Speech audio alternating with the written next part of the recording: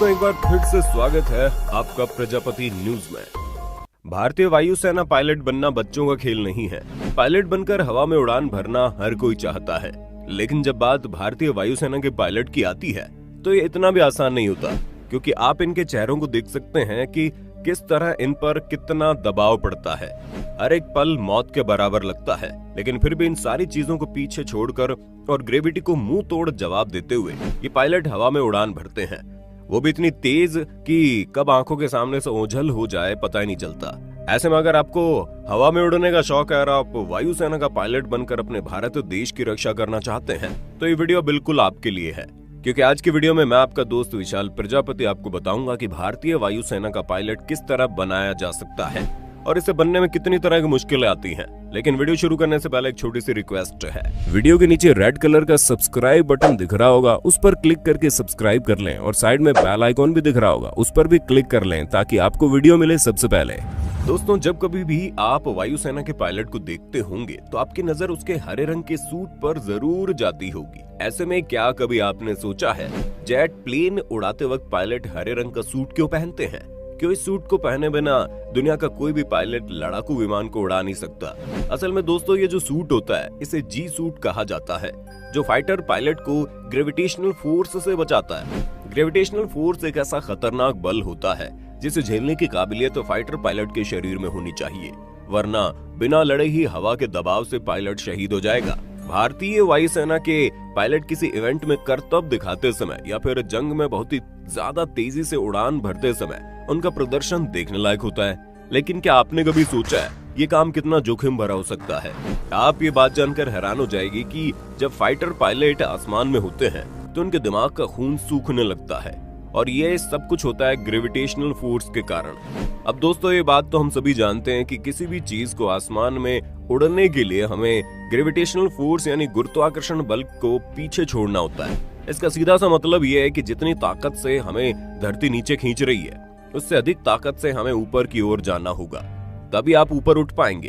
ऐसे में आप खुद ही सोचिए कितनी ऊंचाई से फाइटर जेट उड़ते हैं और उस ऊंचाई पर हैरत अंगेज करतब दिखाते हैं, तो ऐसा करने में उन्हें ग्रेविटेशनल फोर्स के विरुद्ध कितनी भयंकर ताकत लगानी पड़ती होगी। खैर, ये ताकत मॉडर्न जेट इंजन तो देते ही है, पर धरती के गुरुत्वाकर्षण और जेट इंजन के बीच की खींचतान में पायलट के शरीर का क्या हाल होता होगा ये आप सोच भी नहीं सकते। क्योंकि दोस्तों, हजारों फीट की ऊंचाई में हवा में पायलट अपने प्लेन को मोड़ते हैं तो उस समय पायलट पर गुरुत्वाकर्षण बल का अत्यधिक असर पड़ता है। दिमाग का खून पैरों की तरफ जाने लगता है, जिसकी वजह से दिमाग में खून की कमी हो जाती है। दिमाग में खून की कमी होने के कारण पायलट की आंखों की रोशनी धीरे धीरे कम होने लगती है। कई बार तो वो बेहोश भी हो जाते हैं। दोस्तों, हवा में पायलट जिस ग्रेविटेशनल फोर्स का सामना करते हैं वो ठीक वैसा ही होता है जैसे हम रोलर कोस्टर राइड के दौरान एक्सपीरियंस करते हैं। हालांकि जो रोलर कोस्टर राइड होती है उसमें हमें बहुत कम समय के लिए ग्रेविटेशनल फोर्स को महसूस करना पड़ता है, जबकि फाइटर पायलट्स को बहुत ही खतरनाक लेवल की ग्रेविटेशनल फोर्स का सामना करना पड़ता है, और यह एहसास उन्हें काफी देर तक होता है। दोस्तों, हजारों फीट की ऊंचाई पर बिजली की रफ्तार से उड़ान भरने के दौरान पायलट जिस इंटेंसिटी से ग्रेविटेशनल फोर्स का सामना करते हैं उसकी वजह से उनके शरीर पर बहुत ही खतरनाक दबाव पड़ता है।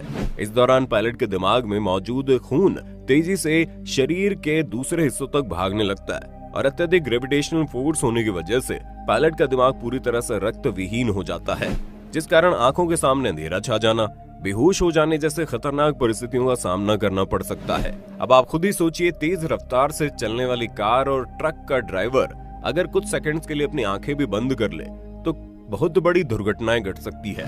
यहाँ पर तो पायलट जमीन से हजारों फीट की ऊंचाई पर है, और इस परिस्थिति में उसका बेहोश होना यानी कि डायरेक्ट मौत को बुलावा देने के बराबर है। इसलिए पायलट अपने आप को संभाल कर रखते हैं, और जब वो फाइटर प्लेन चलाते हैं तो खुद पर संयम बनाए रखते हैं, जिसकी लगातार वो प्रैक्टिस भी करते रहते हैं। अब सवाल उठता है कि आखिर ये पायलट जो ट्रेनिंग लेते हैं उसमें कौन सी तकनीक होती है जिसकी मदद से पायलट की बॉडी धरती की ग्रेविटेशनल फोर्स से 9 गुना अधिक फोर्स झेलने के काबिल बन जाती है। दोस्तों, सबसे पहले हम आपको बता दें कि वायुसेना में सिलेक्शन होने से पहले जवानों को आसमान में उड़ान भरने की ट्रेनिंग भरपूर मात्रा में दी जाती है। इस ट्रेनिंग के लिए स्पेशल तार की मशीन का इस्तेमाल होता है जिसे पायलट सेंट्रीफ्यूज कहते हैं। इस मशीन में बैठकर पायलट अपनी ट्रेनिंग पूरी करता है, जिसमें मौजूद चैम्बर में जब पायलट बैठता है तो उसमें बहुत ही तगड़ा ग्रेविटेशनल फोर्स लगता है। फाइटर पायलट की माने तो जितना ग्रेविटेशनल फोर्स पायलट को मशीन के अंदर बैठकर महसूस होता है, उतना फोर्स तो फाइटिंग जेट में भी नहीं होता। लेकिन ये ट्रेनिंग मुश्किल हालातों के लिए की जाती है। ऐसे में आप समझ सकते हैं कि पायलट को दी जाने वाली ट्रेनिंग असल में विमान उड़ाने से ही ज्यादा खतरनाक और मुश्किल है। दोस्तों, ट्रेनिंग में कई अलग अलग तरह के मेथड का इस्तेमाल किया जाता है, जिसमें पायलट की क्षमता को निकालकर बाहर लाया जा सके। उसमें पायलट को सिखाया जाता है कि किस तरह जब ग्रेविटेशनल फोर्स ज्यादा हो तो फेफड़ों में सांस भरकर खुद को जिंदा रख सके। साथ ही ट्रेनिंग के दौरान ये भी बताया जाता है कि अगर आंखों के सामने अंधेरा होने लगे तो उस तरह की परिस्थिति में खुद को कैसे संभालना है। कम शब्दों में कहा जाए तो दोस्तों, एक आर्मी ऑफिसर बनना मुश्किल है, लेकिन एक फाइटर पायलट बनकर देश की रक्षा करना और ज्यादा मुश्किल है, क्योंकि इसमें ट्रेनिंग के दौरान ही ऐसी मुश्किलें झेलनी पड़ती है कि आगे लोग खुद ही भाग निकलते हैं। हालांकि फाइटर पायलट बनने के लिए पढ़ाई लिखाई और ट्रेनिंग वगैरह एक आर्मी ऑफिसर जितनी होती है, लेकिन उन्हें फील्ड पर अपनी ट्रेनिंग ज्यादा करनी पड़ती है। और फाइटर पायलट्स को आसमान में ग्रेविटेशनल फोर्स से लड़ना होता है, क्योंकि दुश्मनों से तो जवान तभी लड़ पाएंगे जब वो इस प्राकृतिक नियम से लड़ सकेंगे। उम्मीद है वीडियो आपको पसंद आई होगी। अब आपका वीडियो के बारे में क्या कहना है कमेंट में बताइए। इसी तरह की वीडियोस को देखते रहने के लिए चैनल को सब्सक्राइब करना ना भूलें। हम फिर मिलेंगे नई वीडियो में, तब तक के लिए जय हिंद जय भारत। दोस्तों, आपकी स्क्रीन पे 2 और वीडियोस दिख रही हैं, जिसे देखने के लिए आप इस स्क्रीन पर क्लिक करें। दोनों देखिएगा, बहुत अच्छी वीडियो बनी है।